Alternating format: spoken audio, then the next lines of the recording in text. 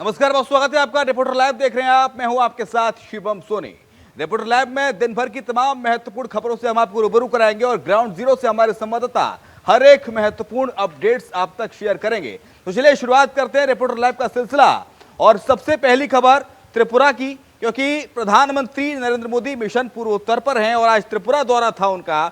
और त्रिपुरा दौरे के दौरान उन्होंने जनता को संबोधित किया, रैली को संबोधित किया, क्योंकि 16 फरवरी से त्रिपुरा में वोटिंग होने जा रही है। क्या कुछ कहा उन्होंने, बता रही हमारी सहयोगी पूजा झा। त्रिपुरा चुनाव में अब कुछ ही दिन बचे हैं। ऐसे में बीजेपी जी जान से पूरी ताकत के साथ चुनाव प्रचार में जुटी है। आज प्रधानमंत्री नरेंद्र मोदी त्रिपुरा पहुंचे थे, जहां पर उन्होंने विजय संकल्प रैली को संबोधित किया। और इस दौरान प्रधानमंत्री नरेंद्र मोदी ने कहा कि त्रिपुरा को बीजेपी सरकार ने हिंसा से मुक्ति दिलाई है।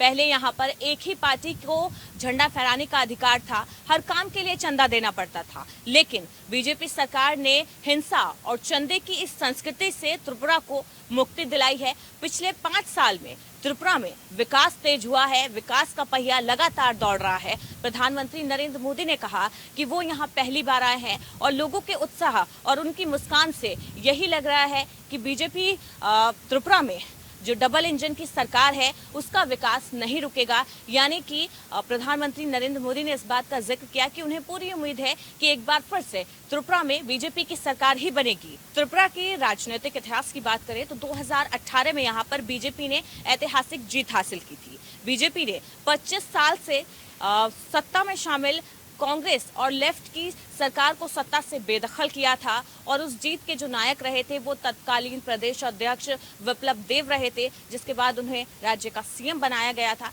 लेकिन 2022 में फिर फेरबदल हुआ और विप्लव देव की जगह माणिक साहा को राज्य की कमान सौंपी गई और अब माणिक साहा के कंधों पर जिम्मेदारी है त्रिपुरा को दोबारा से सत्ता में वापसी कराने की। आज प्रधानमंत्री नरेंद्र मोदी त्रिपुरा पहुंचे थे, जहां पर उन्होंने रैली को संबोधित किया और उन्होंने उम्मीद जताई और उन्होंने ये दंगे की चोट पर कहा कि त्रिपुरा में पिछले 5 साल में विकास तेज हुआ, यहाँ पर अब कानून का राज है और उन्हें पूरी उम्मीद है कि त्रिपुरा में विकास का जो पहिया है, डबल इंजन की सरकार का जो विकास है, उसका पहिया नहीं थमने वाला है। कैमरामैन शैंकी के साथ मैं पूजा झा। मिशन 2024 को लेकर कांग्रेस पार्टी चुनावी मोड में आ गई है और अब भारत जोड़ो यात्रा के बाद कांग्रेस पार्टी हाथ से हाथ जोड़ो यात्रा की शुरुआत आज की गई। इस खबर पर ज्यादा अपडेट्स दे रहे हैं हमारे सहयोगी नितिन चौधरी। कांग्रेस ने पहले भारत जोड़ो यात्रा की शुरुआत की थी, लेकिन भारत जोड़ो यात्रा को सफल बनने के बाद तुरंत ही कांग्रेस ने अब हाथ से हाथ जोड़ो की यात्रा जो है शुरू कर दी गई है। खुद पार्टी के राष्ट्रीय अध्यक्ष मल्लिकार्जुन खड़गे ने आज इसकी शुरुआत झारखंड से की है। जिस तरीके से हाथ से हाथ जोड़ो की जो बात की जा रही थी कि हाथ से हाथ जोड़ो कांग्रेस पूरी तरीके से एक्टिव नजर आएगी, तो उसी को देखते हुए आज इसकी शुरुआत जो है पार्टी के राष्ट्रीय अध्यक्ष मल्लिकार्जुन खड़गे ने झारखंड से की गई है। जिस तरीके से बताया जाए कि 400 किलोमीटर तक जो यात्रा है ये जाएगी। उसी के बाद जो हाथ से हाथ जोड़ो तमाम कांग्रेसी इनके साथ में साथ रहेंगे और साथ तभी हाथ जोड़ो यात्रा में जो सफल बनाने के लिए पूरा प्रयास यहाँ पर किया जा रहा है। वहीं राज्य की राजधानी रांची से करीब 400 किलोमीटर दूर साहेबगंज जिले के पाकुड़ा विधानसभा क्षेत्र से गुमानी मैदान से 60 दिवसीय हाथ से हाथ जोड़ो अभियान की शुरुआत करेंगे। झारखंड कांग्रेस के प्रमुख राजेश ठाकुर ने मीडिया से कहा कि अभियान के दौरान पार्टी के कार्यकर्ता घर घर जाकर संपर्क अभियान चलाएंगे, जिसमें भारतीय जनता पार्टी के नेतृत्व वाली केंद्र सरकार की जन विरोधी नीतियों को उजागर किया जाएगा। उन्होंने कहा है कि कार्यक्रम संस्थल के क्षेत्र से शुरू होगा और इसमें साहेबगंज, पाकुड़ा, दुमका और देवघर एवं अन्य जिले में शामिल हैं।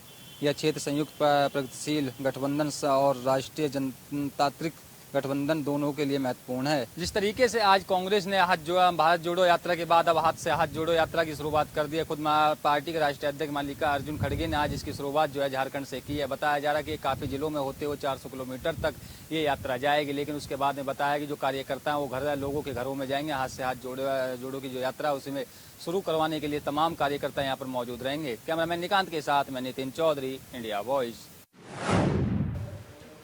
उत्तराखंड में सख्त नकल विरोधी कानून भी बन गया है और अब इसको राज्यपाल की अनुमति भी मिल गई है। खबर पर ज्यादा अपडेट्स दे रहे हमारे सहयोगी अभय कैतुरा। उत्तराखंड राज्य में सशक्त नकल रोधी कानून लागू हो चुका है। राज्य सरकार की तरफ से जो अध्यादेश राजभवन को भेजा गया था, उस अध्यादेश को राजभवन से मंजूरी मिल चुकी है। राजभवन से मंजूरी मिलने के बाद ये अध्यादेश पूरे प्रदेश में लागू हो चुका है और अब ये समझा जा सकता है कि जो भी नकल माफिया यहाँ पर काम करेगा, जो भी अभ्यर्थी नकल परीक्षाओं में अनुचित साधनों का प्रयोग करेगा, उसके खिलाफ सशक्त कार्रवाई यहाँ पर की जाएगी। ये समझा जा सकता है कि उत्तराखंड देश का पहला राज्य यहाँ पर होगा जिसमें आजीवन कारावास की सजा इस अपराध में यहाँ पर सम्मिलित की गई है। करोड़ों रुपए का जुर्माना उसे देना होगा। अभ्यर्थी कई बार परीक्षाओं से यहाँ पर डिवार किया जा सकता है, बाहर उसे बैठना पड़ सकता है, भर्ती परीक्षाएं वो नहीं दे सकता है और जो आरोपी होगा उसके खिलाफ सशक्त कार्रवाई होगी, यानी आजीवन सलाखों के पीछे वो रहेगा। उत्तराखंड राज्य अब अन्य राज्यों के लिए यहाँ पर प्रेरणा बनेगा, जहाँ पर इस तरह के सशक्त कानून लागू होते हैं जो अभ्यर्थियों के सुनहरे भविष्य के लिए जरूरी भी थे और अभ्यर्थी उसकी मांग भी कर रहे थे। धामी सरकार की बड़ी उपलब्धि है जिसे अब राज्य का युवा सराहा रहा है। कैमरामैन हसनैन के साथ अभय कैंतुरा, इंडिया वॉइस, देहरादून। उधर राजधानी दिल्ली के रामलीला मैदान में जमियत उलेमा हिंद के प्रमुख मौलाना महमूद मदनी ने विवादित बयान देकर सुर्खियां बटोरी हैं। आखिर उन्होंने ऐसा क्या कह दिया जिससे उनका बयान सुर्खियों में है, बता रहे हमारे सहयोगी नितिन चौधरी।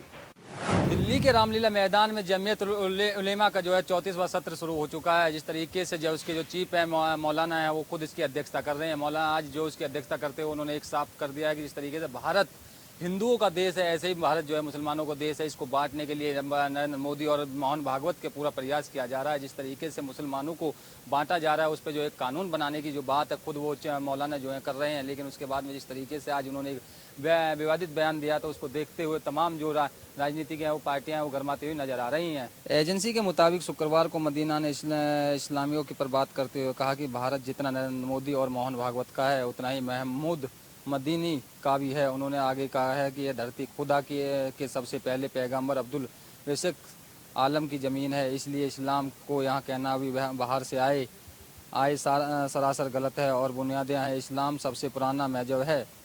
सत्र को संबोधित करते हुए मदीना ने कहा कि मुस्लिम समुदाय के खिलाफ नफरत और उकसावे के मामले में देश के अंदर अचानक बढ़ोतरी हुई है। दुख की बात यह है कि सरकार को इन घटनाओं के बारे में पता है, लेकिन उन्होंने अपना नज़रिया कुछ और तरीके से बदल रखा है।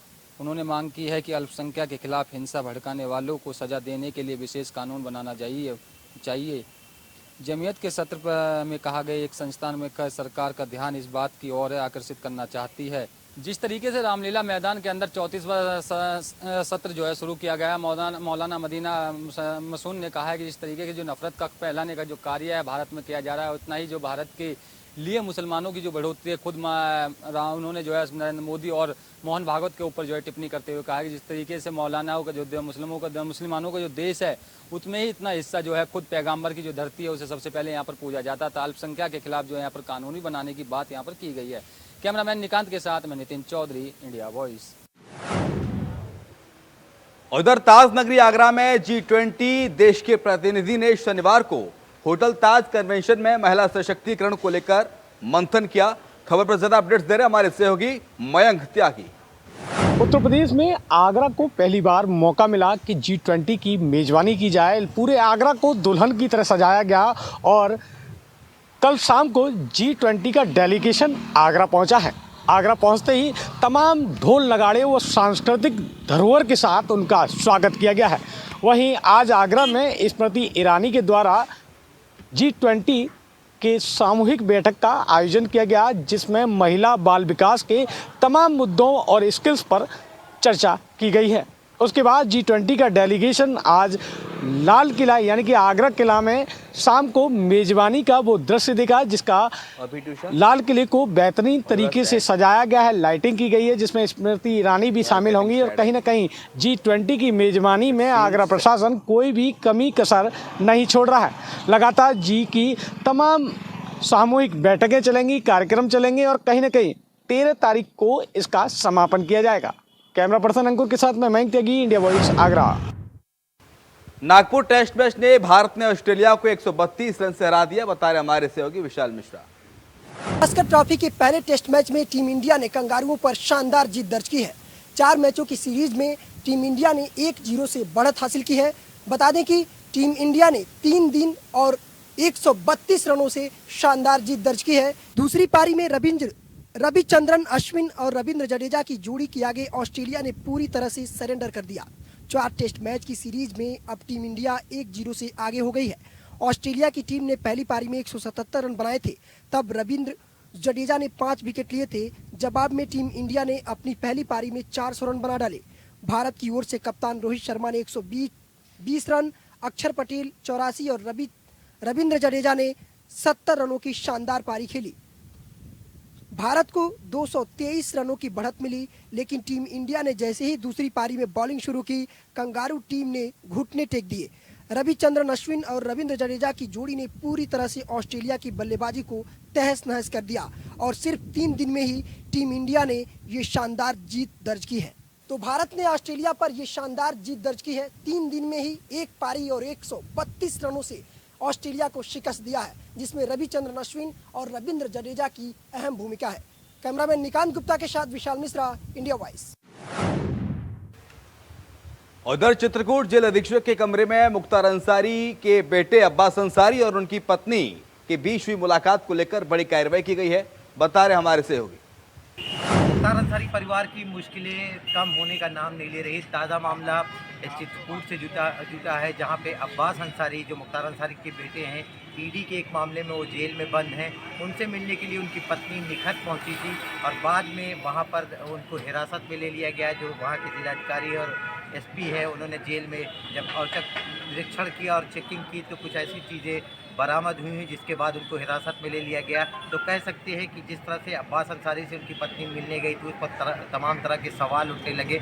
बाकायदा एक FIR दर्ज कराई गई है चित्रकूट में, जिसमें न सिर्फ अब्बास अंसारी और निखत अंसारी को आरोपी बनाया गया है, बल्कि जेल से जुड़े कुछ अधिकारियों को भी नामजद किया गया। यानी 6 लोगों को, जो हमारे पास जानकारी है, 6 लोगों को नामजद किया गया है। तो कह सकते हैं कि न सिर्फ निखत को, जो अब्बास अंसारी की पत्नी है, उनको हिरासत में लिया है, पूछताछ शुरू की गई है और ये आरोप लगा है उन पर कि वो जेल में जिस तरह से मिलने गए थे और उनके पास फ़ोन बरामद हुआ है, ऐसे में वो फ़ोन से वहाँ से अपने पति को बात कराती थी। इस तरह के तमाम आरोप लगे। उसके बाद अब उनको न सिर्फ हिरासत में लेकर के पूछताछ की जा रही, कानूनी प्रक्रिया के तहत उनकी गिरफ्तारी की भी बात चल रही है। तो ये कह सकते हैं कि पिछले कुछ दिनों में जिस तरह से यूपी सरकार ने अंसारी फैमिली पर शिकंजा कसा है, उसमें उस कड़ी में एक नई कड़ी जुड़ गई है। जो अब्बास अंसारी है, उनकी पत्नी को बाकायदा पुलिस ने गिरफ्तार किया है और उन पर आरोप है कि वो अपने पति को जेल में मदद करने के लिए फ़ोन का इस्तेमाल कर रही थी। इस तरह के तमाम गंभीर आरोप लगे।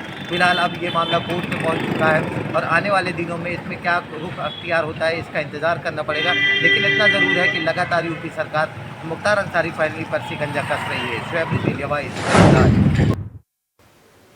उधर सोमवार के दिन तुर्की और सीरिया में विनाशकारी भूकंप के बाद हालात वहां पर दिन ब दिन और ज्यादा बद से बदतर होते जा रहे हैं, बता रही हमारी सहयोगी पूजा झा। तुर्की और सीरिया में आए विनाशकारी भूकंप से अब तक 24,000 से ज्यादा लोगों की मौत हो गई।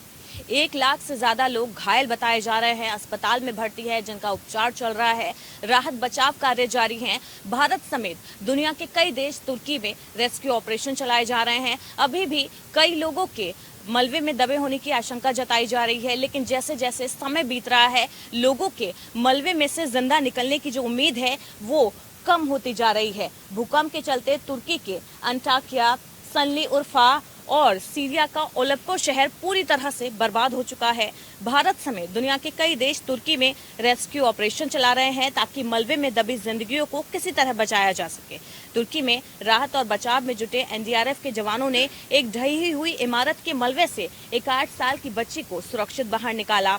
वहीं एक तरफ जहां लोग इस भूकंप से परेशान हैं, भूकंप से आई आपदा से प्रभावित हुए हैं, उसकी मार झेल रहे हैं, वहीं मौसम की भी मार लोगों को मुसीबत में डाल रही है। वहां पर मौसम लगातार खराब हो रहा है, ठंड बढ़ रही है, जिसके चलते लोगों को भारी परेशानियों का सामना करना पड़ रहा है। NDRF, SDRF की टीमें बचाव कार्य में जुटी है। बचाव कार्य में भी लगातार मुश्किलें आ रही हैं मौसम के चलते।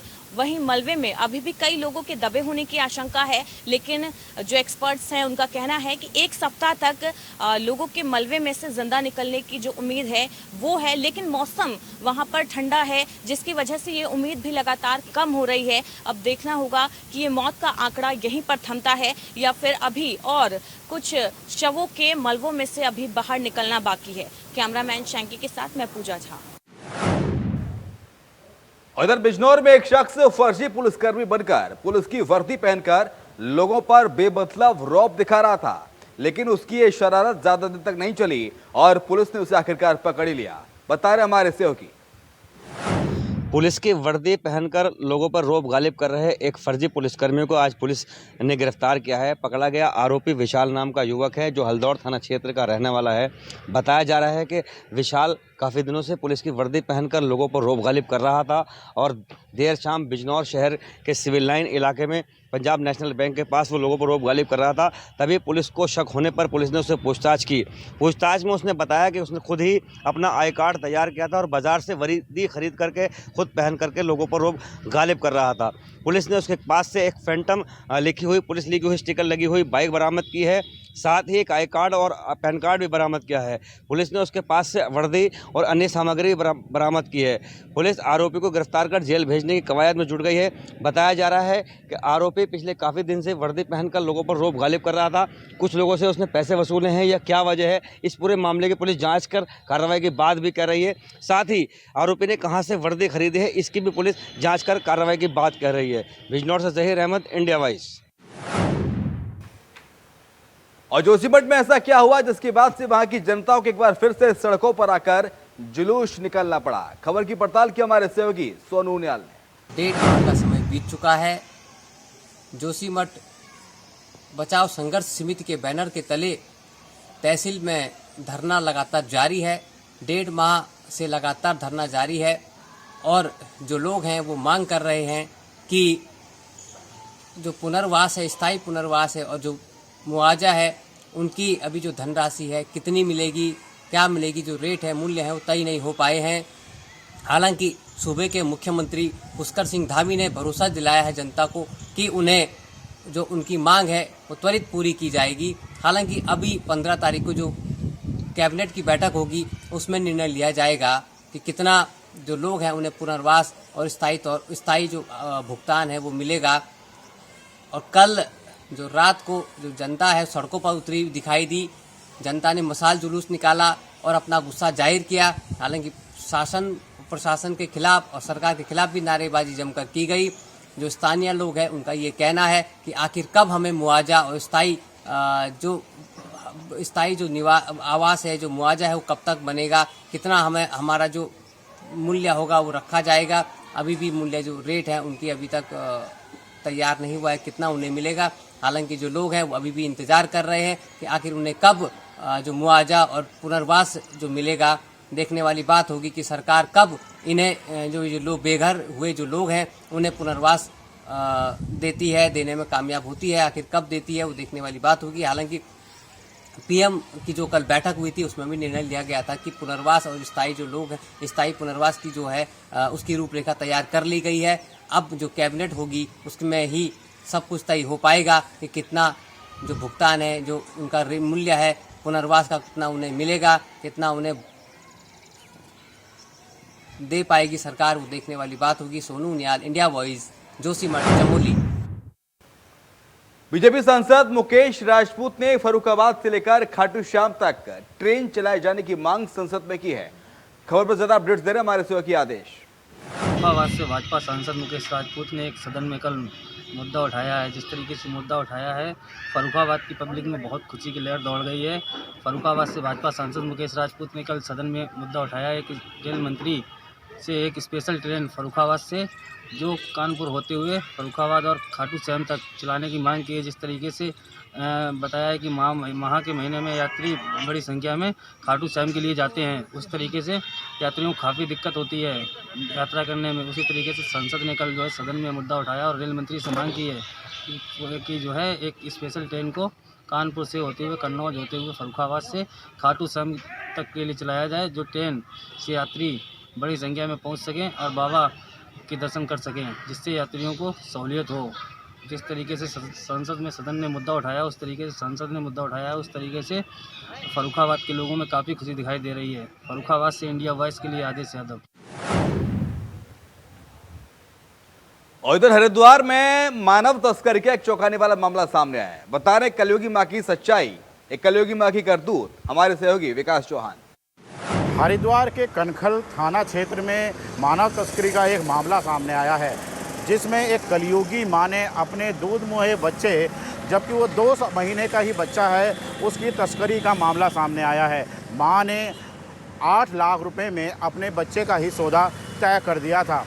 पुलिस को सूचना मिलने पर पुलिस ने मां सहित 4 लोगों को यहां पर गिरफ्तार किया है, जिसमें मां और एक बिचौलिया और उस माँ का जो पिता है यानी कि बच्चे का जो नाना है वो भी इसमें गिरफ्तार किया गया है। और साथ ही जिसको बच्चा बेचा जाना था महादेव, उसको भी पुलिस ने गिरफ्तार किया है। महादेव के अनुसार 10 साल हो जाने के बाद भी शादी के उसके कोई पुत्र नहीं था, जिसकी लालच में उसने यह सौदा किया था। वहीं जो माँ है मोनिका, उसने पैसों के लालच में अपने ही दूध मुहे बच्चे को बेचने का यहाँ पर काम किया है।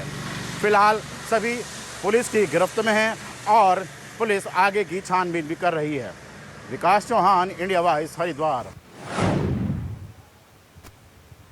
उधर यूपी के रायबरेली में मामूली विवाद पर पति ने पत्नी पर जानलेवा हमला कर दिया। खबर की पड़ताल की हमारे सहयोगी राजू तिवारी ने। सरकार के द्वारा महिला सुरक्षा के लिए लाख जतन किए जा रहे हैं और प्रयास किया जा रहा है, लेकिन अगर देखा जाए तो महिला उत्पीड़न थमने का नाम नहीं ले रहा है। एक ऐसा ही नज़ारा रायबरेली जिले का आया है, जहां आपसी कहासुनी के दौरान ही उसके पति के द्वारा महिला को मारा पीटा गया।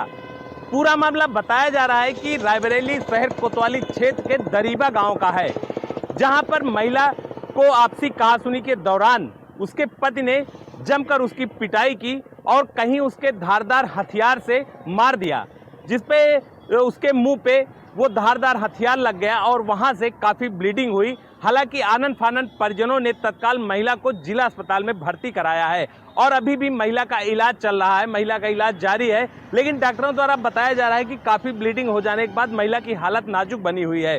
तो पूरे मामले में पुलिस को सूचना दी गई है। पुलिस पूरे मामले की पड़ताल करके कार्रवाई करने की बात कही है।